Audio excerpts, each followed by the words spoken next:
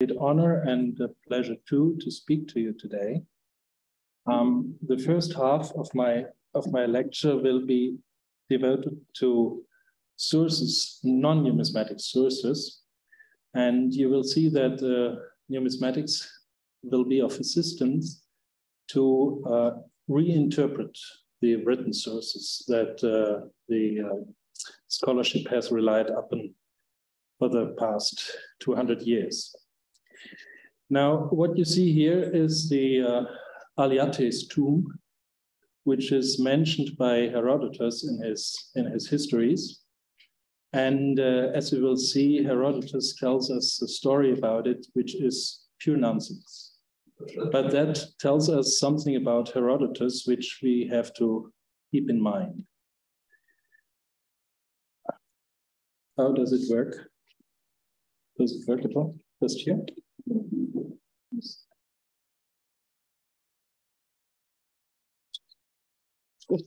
Okay, fine. Okay, one of the most popular stories told by Herodotus is the story about the Athenian statesman Solon paying a visit to the Lydian king Croesus at Sardis. What is frequently neglected is that Herodotus presents or offers us a chronology which differs from the chronology that you will find in your textbooks.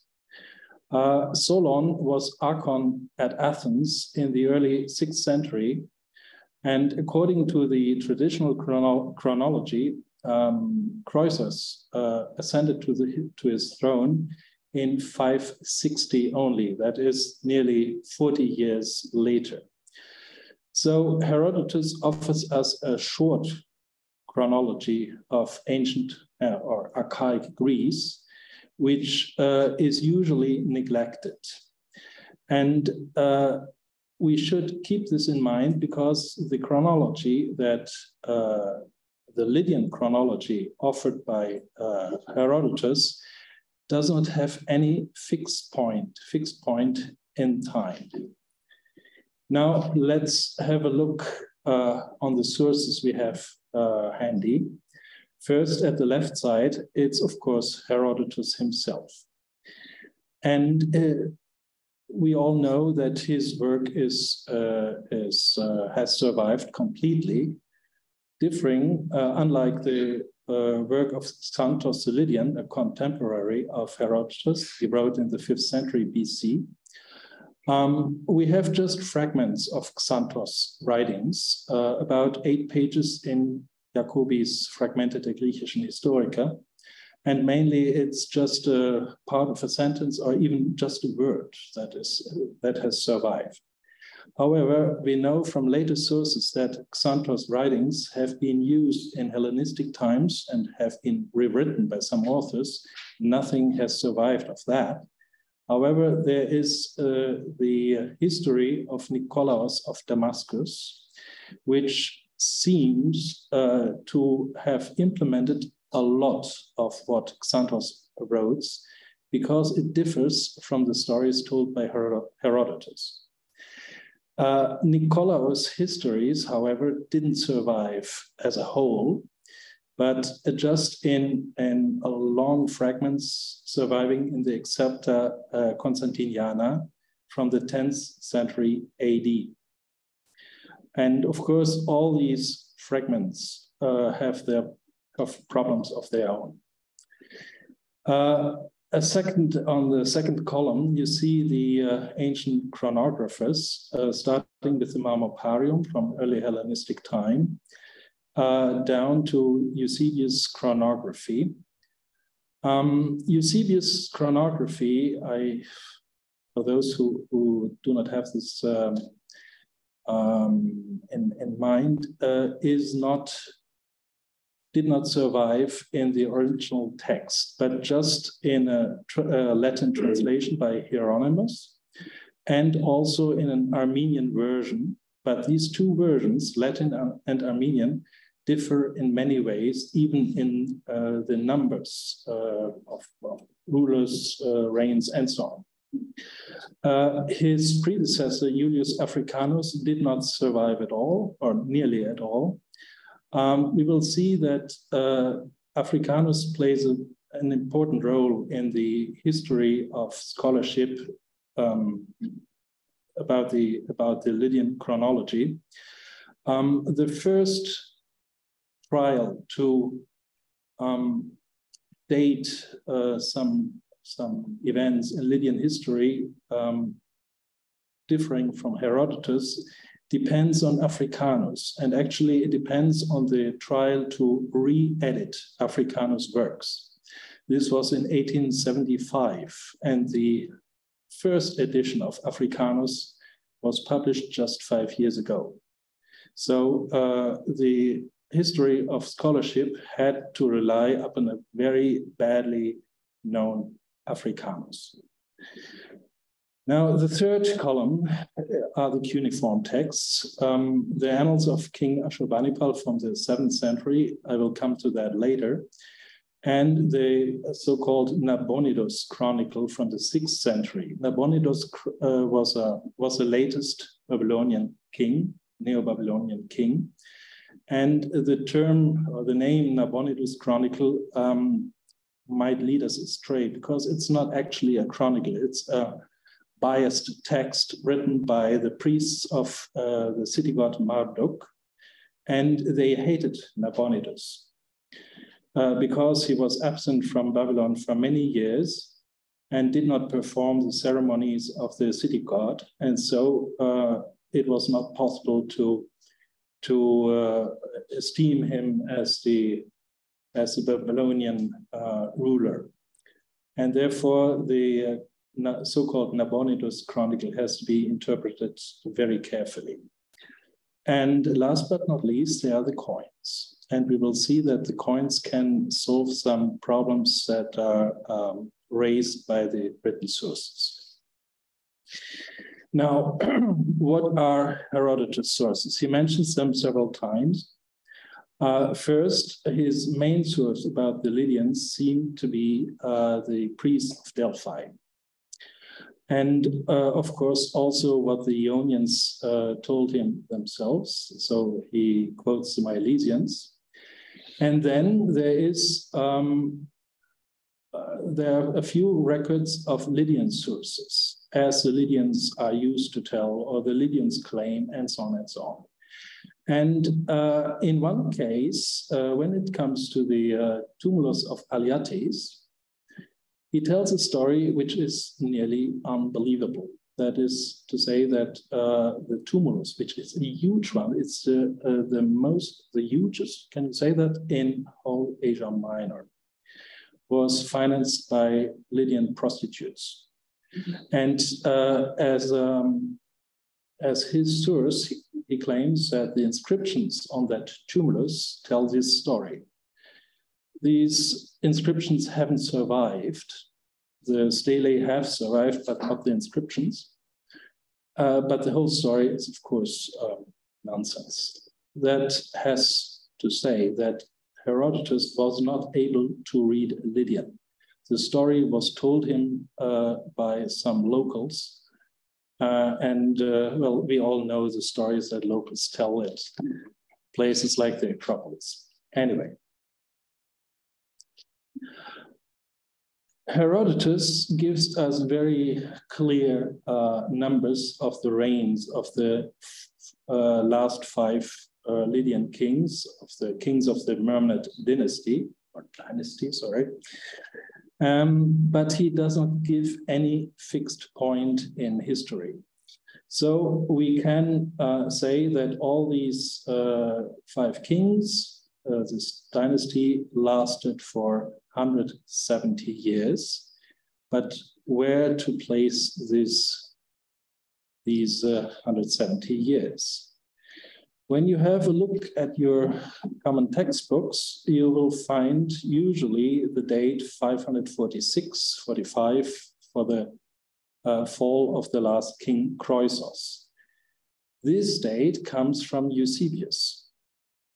However, we know that his predecessor Africanus differs from Eusebius when it comes to the first king Gyges. And what is more important, the Marmoparium does give another date for the last year of King Croesus, 541. So there was a disagreement very early in early Hellenistic time about the last king. When we have a look at Eusebius himself, you can see in the middle here this word, Croesus accuro captus est eludorum regnum destructum. So this is the date, and it is placed in this list in the 58 Olympiad in the second and third years. This is why in the textbooks the date is given sometimes 547, 46, or years of 46, 45. Now, as it seems, this date is corroborated by the Nabonidus Chronicle. This chronicle gives the events year by year, and therefore the events can be dated to certain years. You find in one column the fall of the last king of Media, Astyages. Kuro, king of Anshan, is nobody else than Cyrus the Great, Kyros, who defeats the so-called Ishtumego, and this is Astyages. And this is 4 years before Kuro, Kyros crosses the river Tigris south of the city of Arbela in the month Nisan, which is about more or less March, and marches into the land Lydia in the month Iyar, which is April. So everything happens in spring. He defeats, or maybe kills, that's not clear, the king of this country, conquers his properties, puts garrisons into it, and resides there. That's it.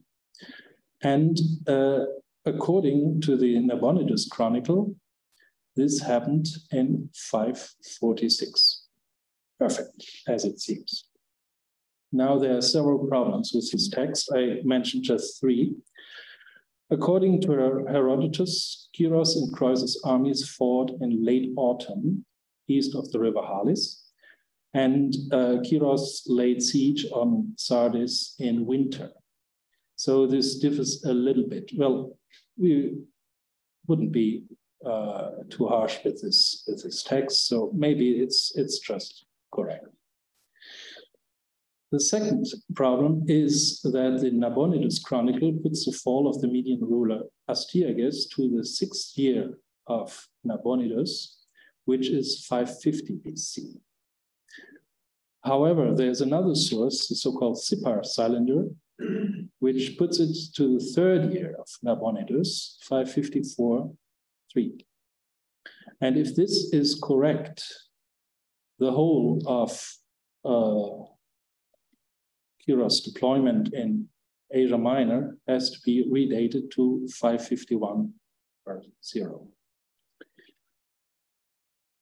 And the most intriguing problem is the reading of the name of the country that was invaded by Kyros, because it's just broken apart.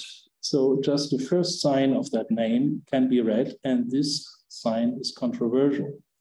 It can be read, or it was read, Lu, by mostly all the Assyriologists, but some prefer the reading U, which would lead to the name Urartu. So this would have nothing to do with Lydia at all. I cannot take a decision here. I'm not an Assyriologist. I can only tell you that the Assyriologists, including Professor van der Speck, prefer Lu, while the historians, mainly Robert Rollinger, prefer U. Both of them have very good arguments, but I'm not going to take a decision here because I'm not an expert.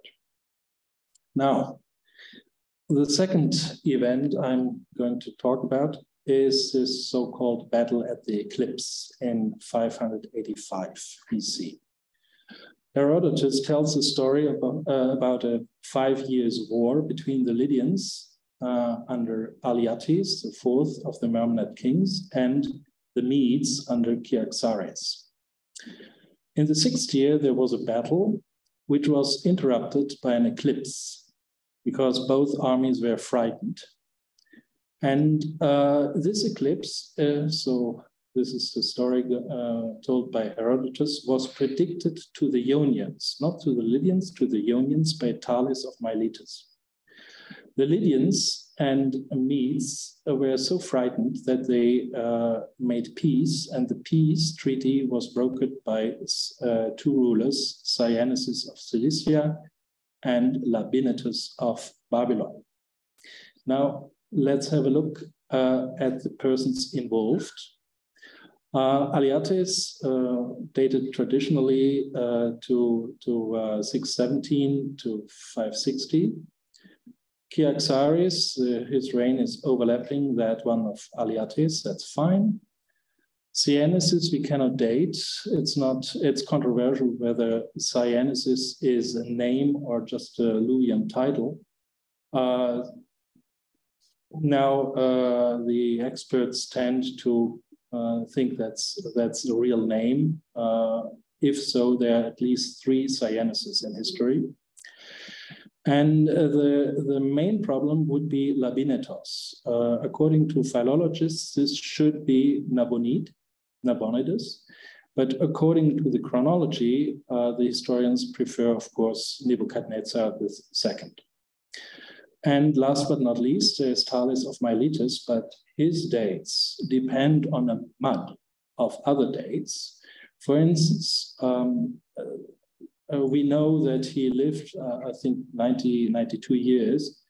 And because nothing is said about him after Croesus' fall, his death is usually dated to that year. And so the date of his birth is calculated by this argument, which is just a mud. And I'm not going to go deeper into this mud. Now we have 2 eclipses which could be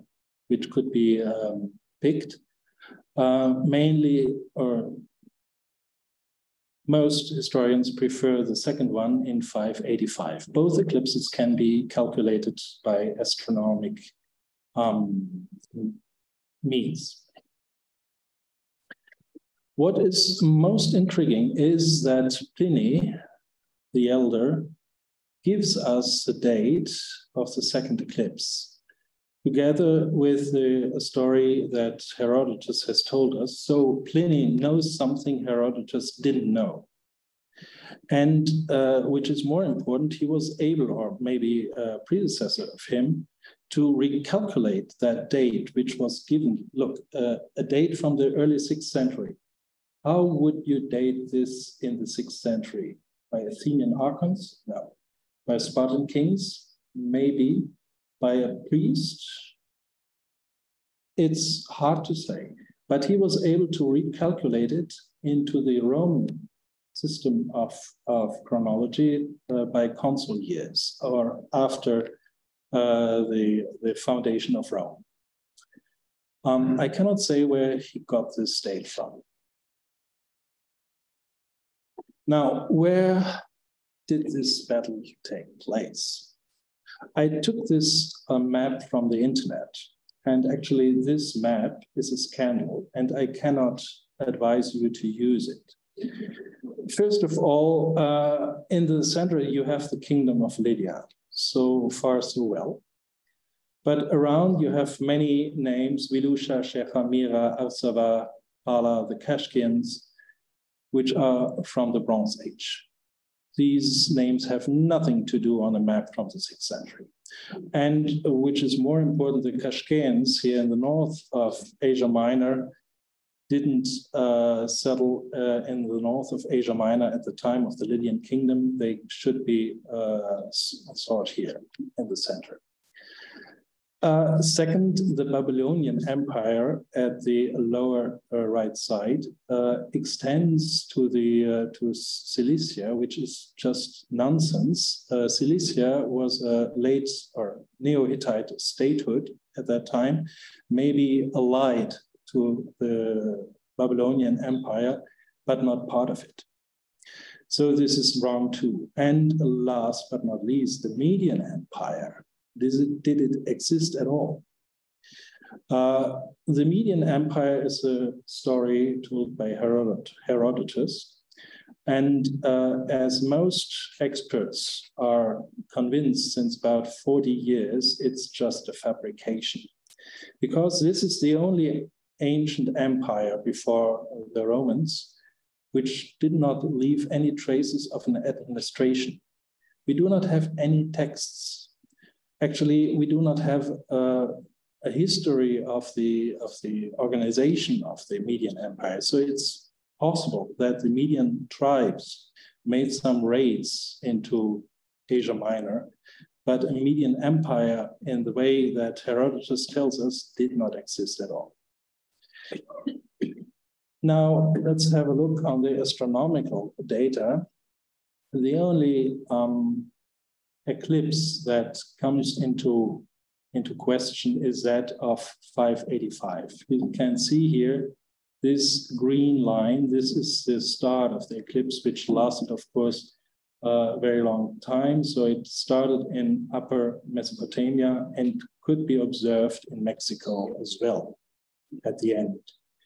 And just these green line or green strip is the kernel, the core of the eclipse. So it's the deepest shadow that could frighten ancient people.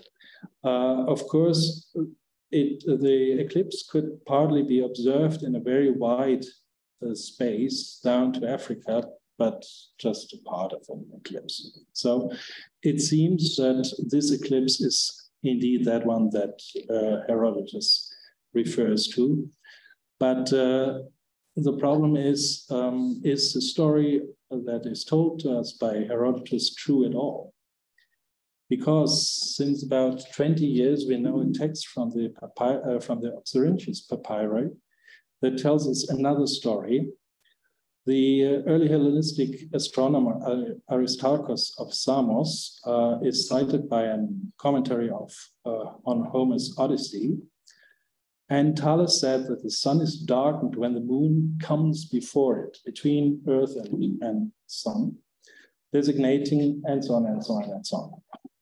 He observed that eclipses occur only with the new moon, which is just part of the celestial mechanics. And this is most likely what was observed and explained by Thales. He did not predict this eclipse.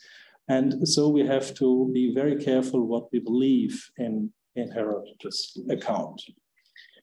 And now last, the date of Gyges' death. Here you see the dates based on the date of Croesus' fall given by Eusebius. And according to that, Gyges would have died in 678. Herodotus does not tell much about Gyges.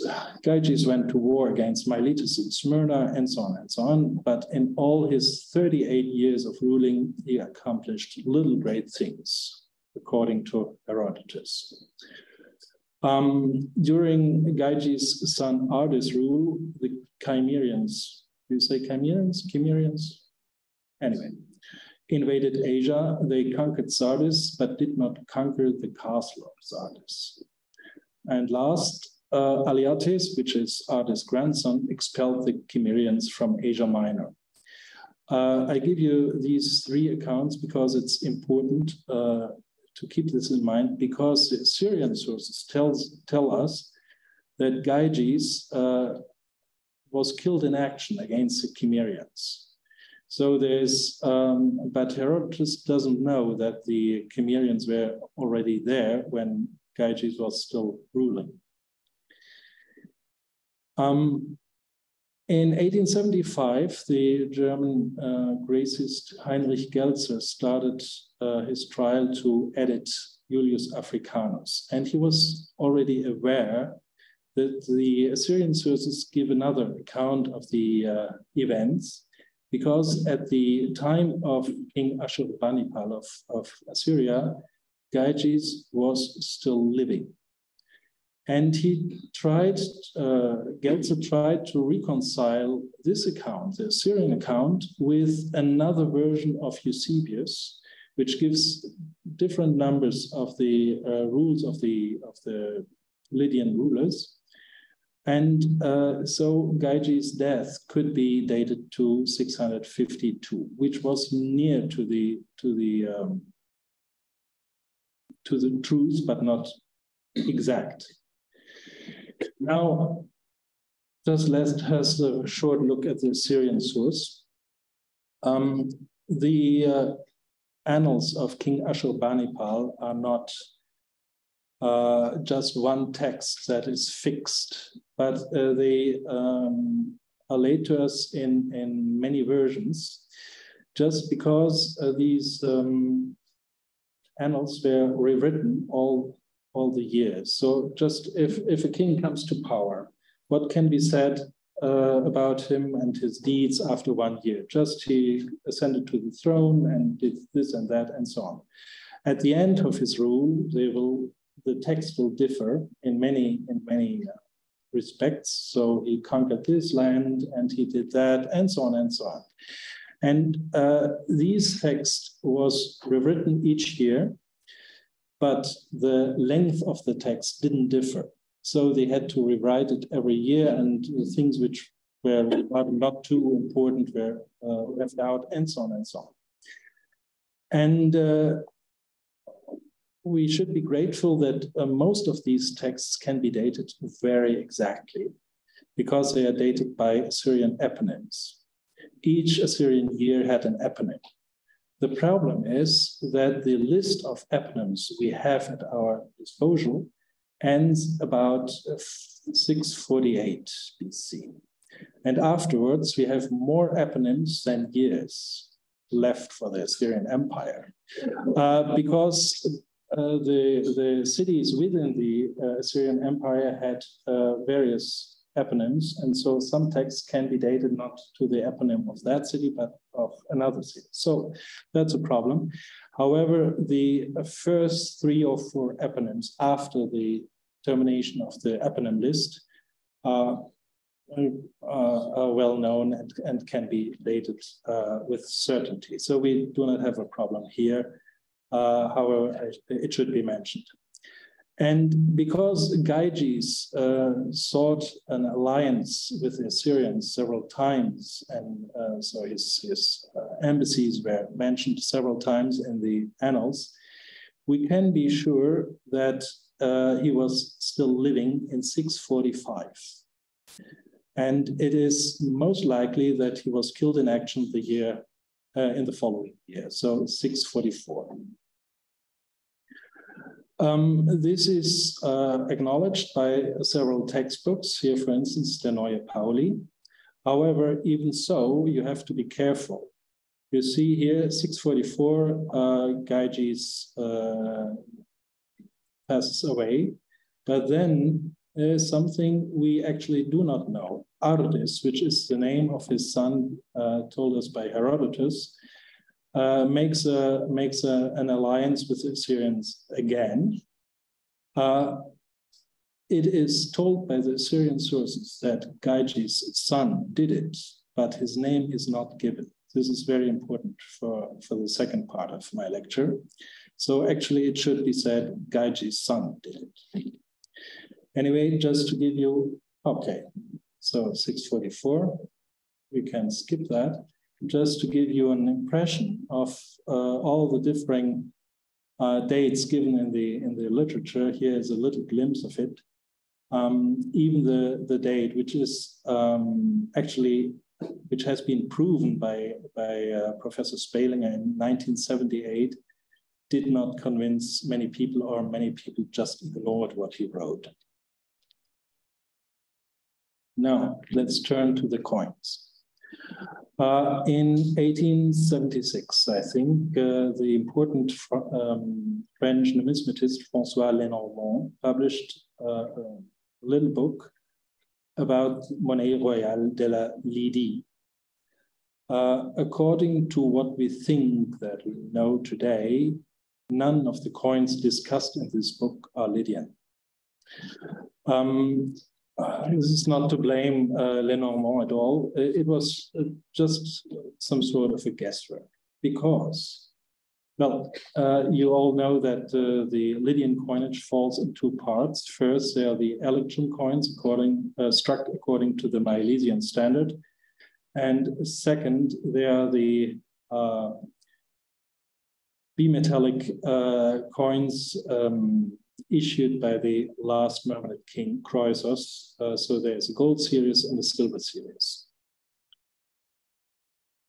The first one, the first coin that could tell us more about the early Lydian coinage was this coin from the collection de Cuisinerie in Munich, which was published by Domenico Sestini in 1817.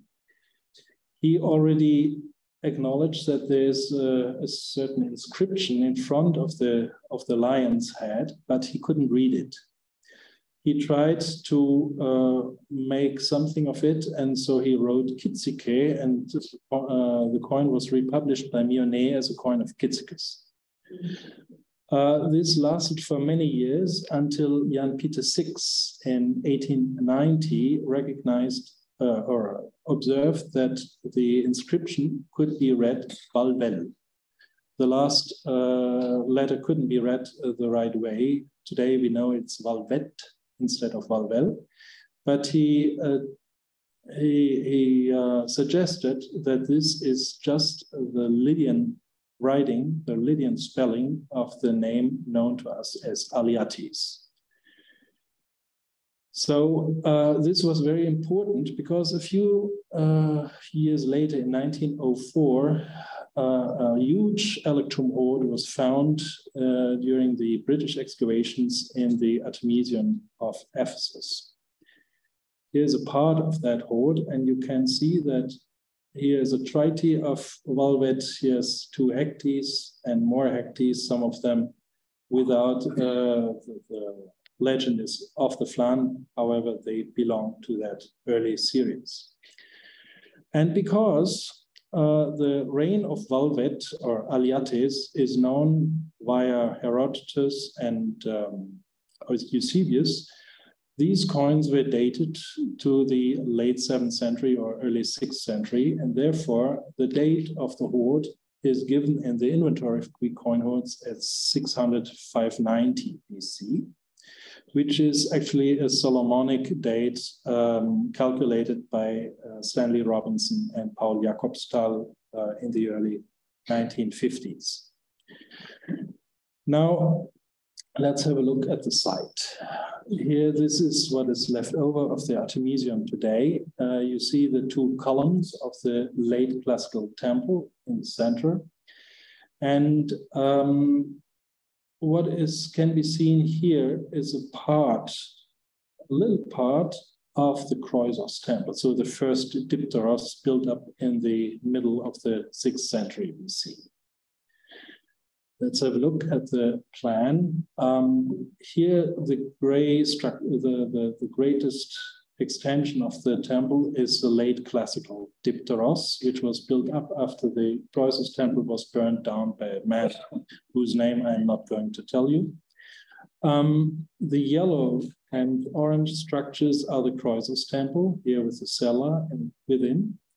And what is given in green and lilac are the earliest parts or the earliest levels of the Artemision, the so-called Naos 1 and Naos 2.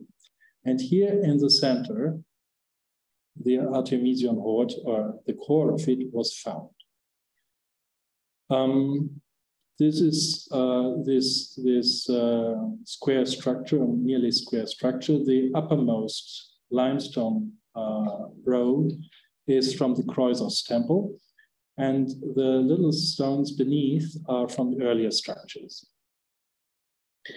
These structures have been re-excavated by the Austrian team in the late 80s, but the whole excavation was interpreted or reinterpreted in the right way only a few years ago by Michael Kerschner. So we know that the Artemision deposit belongs to the stratum of Naos II, which can be dated by ceramics, not by the coins, but by the pottery, to the third quarter of the 7th century. And while 6 velvet coins have been found within this hoard, only one, a 12th, the Galvano, of which can be seen here at the bottom, stems from the filling of the so-called central basis. And that gives the clue for the dating. This specimen sufficiently provides the terminus antiquem 640-620 BC.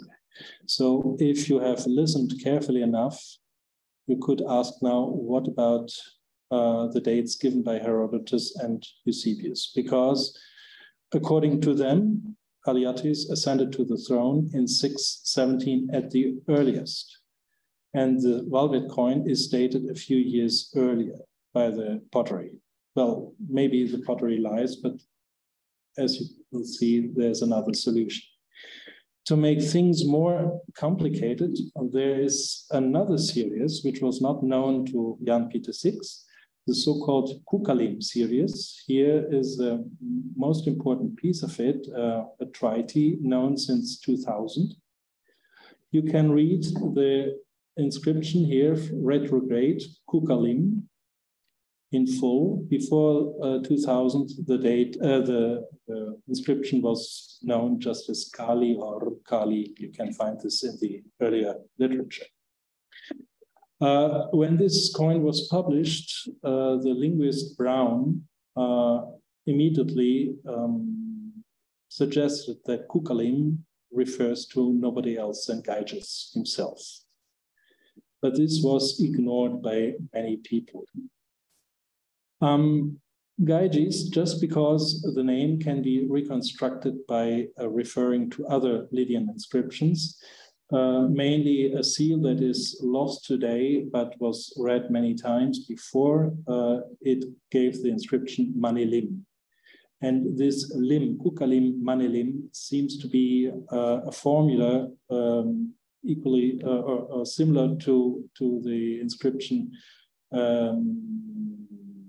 Faneo Emi. So I belong to, or I have been issued by a person by the name Kukas, Manis, or whatsoever.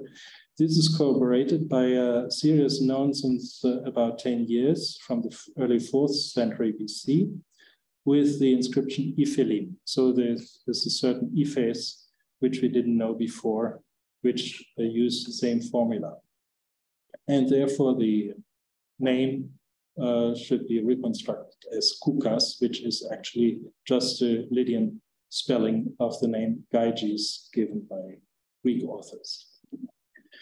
One of these Kukalim treaty have been found in the Artemision itself, however, in a fill, so it doesn't give any clear date that would be of any assistance. Here's a look at the whole of the Kukalim series. There are only a few specimens. And what you can see here is that the series is densely interconnected. What is most important is that one hecti shares a reverse punch die with one treaty. So this is just very densely issued. What is intriguing is that the treaty found in the Artemisium stands apart. So the series might be larger than we know today. I will come back to this reverse punch, or actually to the other one, because there's something else here at the bottom. Just have a look at the Valvet series. The Valvet series is huge. It's much bigger than the Kukalim series. And what you can see at once is that it is also densely interlinked. And what is more important, some coins have the line looking to the right, others facing left, and so on, and always the inscription in front of the lion head. And when you look at the dice very carefully, you find heads which look very alike. And so you can have the impression, well, it might be the same die. So actually, you would expect staters to have been issued, which cover the whole of the die. But until now, we know just one stater of early Lydian stater. It's in the British Museum and not well known. But this is not one of that kind. It's of an earlier series, which is rarely known. Anyway, this has been observed by some colleagues in the United States, actually a cataloger of CNG, and therefore they tried to reconstruct the die via Photoshop. An earlier series, unepigraphical series of Lydia is that one here at the left, which confronts a bearded head of a man with a lion head. And here the stater is known. This earlier series is linked to the Kukalim series via one punch die. Now, here is just to convince you, here you see both the heads from one die. They look very much alike. And if you look more closely, you can see a few die scratches, die breaks within the coin's legend. And this is, of course, the only part that overlaps on both the coins. And when you put them together, it's just one and the same die. What makes these things tricky is the fact that many of these dies have been recut several times. And so it needs a long labor to put things together.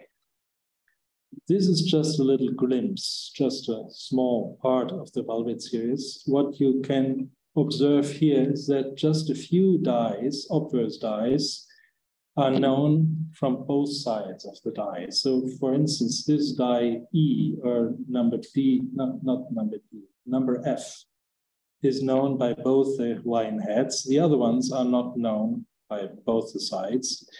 This is very odd because now we know several hundreds of these specimens, and actually we would expect all the dies to be known from both sides, but we don't. Now let's have a look at this die link, which is known since 1966, when the American Numismatic Society bought this coin in the upper row, which is, as we know today, a hecti of the Kukalim series. At that time, just Kali was read, so you find the spelling Kali in the literature. When Margaret Thompson had published this coin, she had a look for similar coins, which were very rare at that time. And luckily enough, she found a die link. The ANS coin is linked to another hecti of the Velvet series in London. Do you see the link? Wake up, have a look.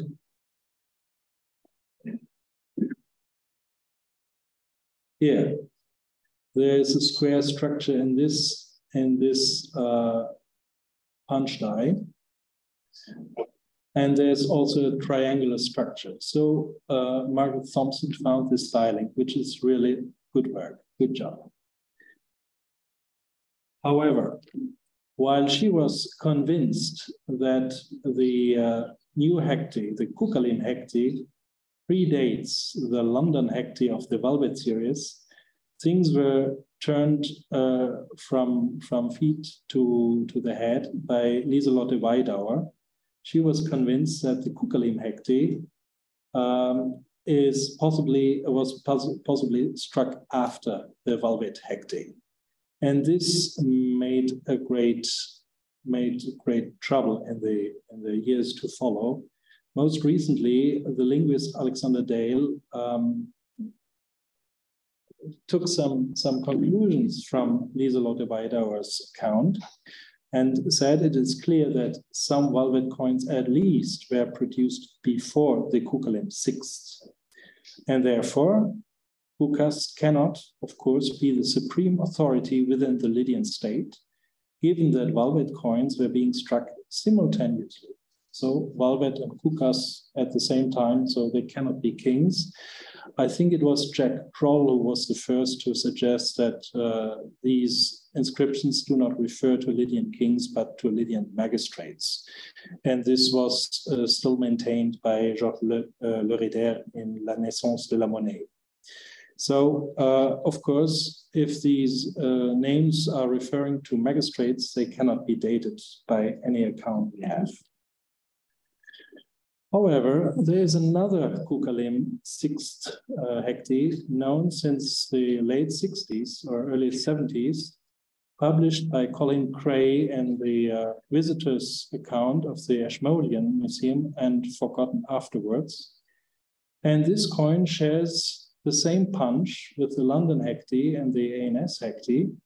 You see here this square structure, and the triangular structure can also be seen. And what you didn't see with all the other coins are these two dots, because they are worn away with the velvet hecti. And therefore, the conclusion is easy that the Kukas series, Kukalim series, is earlier than the velvet series. So Margaret Thompson was right. And as both these legends give just a Lydian spelling of the names Gyges and Aliates, they are most likely to refer to these two kings. However, what shall we do with this crux? We have the list of Mermenid kings by Herodotus, and Aliates is the fourth of these kings, not the second. The second has the name Ardis, which is known from other sources as well, referring to other kings of the same name.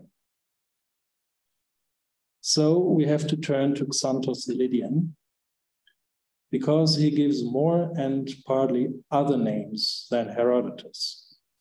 And his account of Lydian history makes more sense than Herodotus. Some parts of the history given by Nicholas of Damascus are just absurd and may be based on the late Hellenistic versions of Xanthos reports. But if we put that out, the story of Gyges' ascension, of his usurpation of the throne, is much more convincing than that of Herodotus. And his account, Xanthos' account, can be reconciled with a few notes in Aristotle's Kymeon Politeia.